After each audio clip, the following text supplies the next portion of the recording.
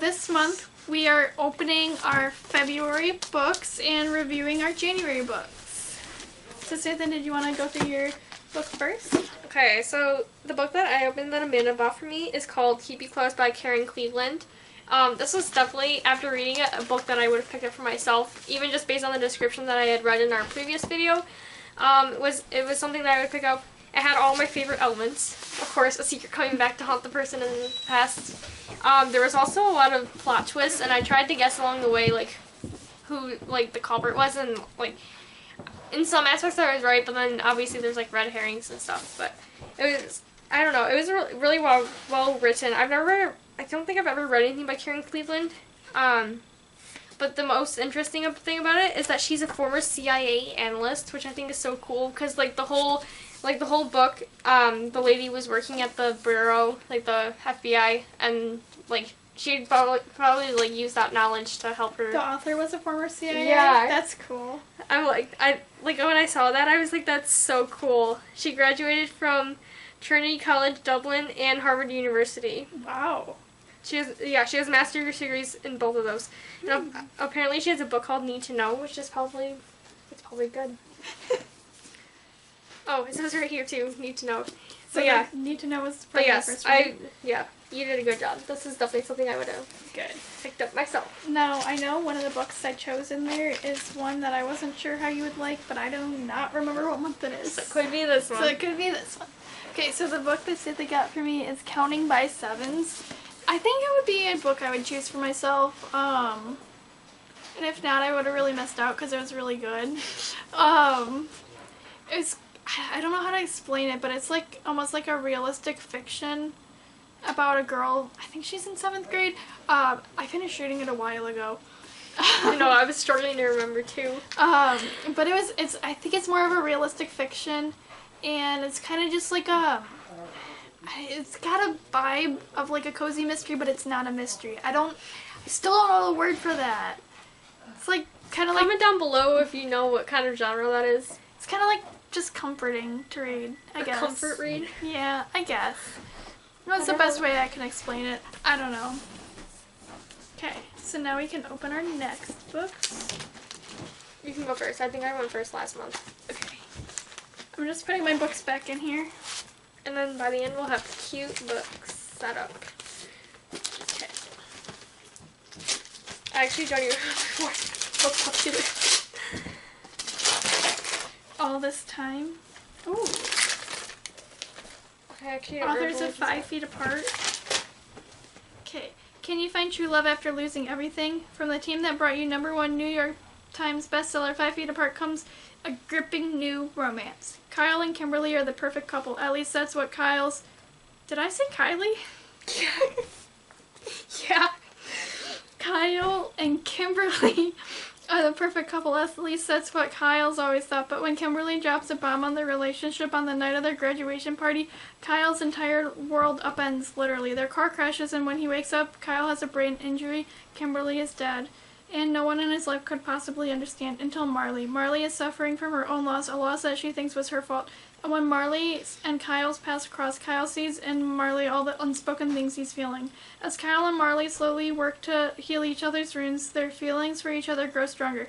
But Kyle can't shake the sense that he's headed for another crashing moment that will blow up his life as soon as he started to put it back together. And he's right. I know you don't like romance that much, but it sounded like The Fault in My Stars. The Fault in Our Stars. Yeah, and I like that one. Yeah. So I guess it depends on the romance. It was a young adult, so it's probably fine. It should be good. Yeah.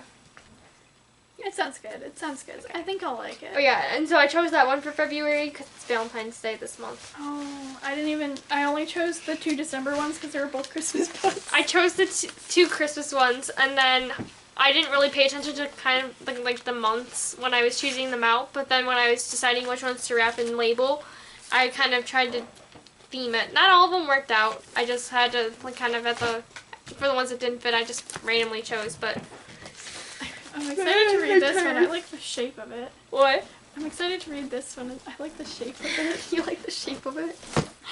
It's also very thin, which is good because Mark is going to be super busy, and this book is going Is to that be why like you a quick chose read. it?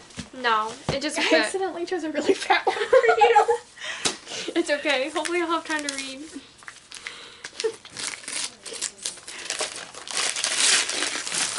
Ooh. Gathering Dark by Candice Fox. Oh, I didn't even read who mine was by. Mikki, Daughtry, and Rachael Lippincott. A convicted killer, a gifted thief, a vicious gang lord, a disillusioned cop. Oh yeah, also something I wanted to note about this is that this had some like mob crime stuff in it. And I really don't like mob crime.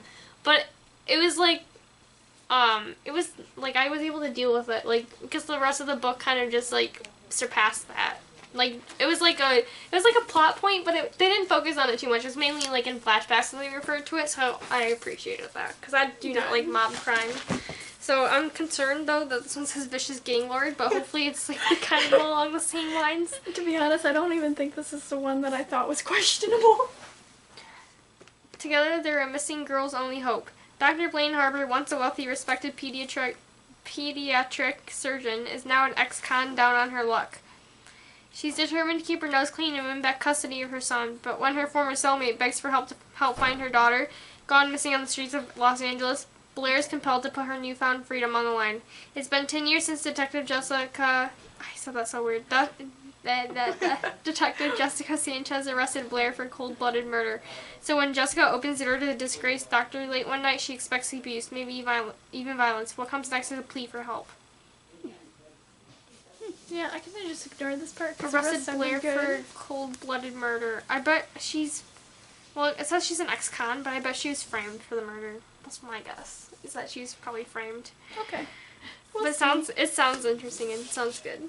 Hopefully it's Even good. though I said gang lord, I did not see anywhere in this description anything about gang lord, but maybe that's what the plea for help. ex-con is. Oh yeah. But yeah. Yeah, so next month we'll go through these ones and then open our next books. So far this has been successful. We've Yeah. finished our books on time and we've liked our books. Yeah, I mean, you don't have to like all the books that we get. I know, but it's a bonus if you do. I know there's one where I'm like... There's one that I wasn't sure about for you. I don't remember which one it is though. Probably not one I opened yet. Not one that you've opened yet. So we'll see. We'll see. But yeah, thank you guys so much for watching, and be sure to like, comment, and subscribe. Check us out on Instagram. We try to post there a couple times a week. Sometimes we're successful, sometimes we're not. Such is the life of busy people, I guess. But, yeah. Stay tuned for our next video. And comment down below if you have any suggestions for videos, or if you've read a good book recently, comment that down below too, because I'm always looking for new things to read. Or if you've read any of these books. Yes, that too.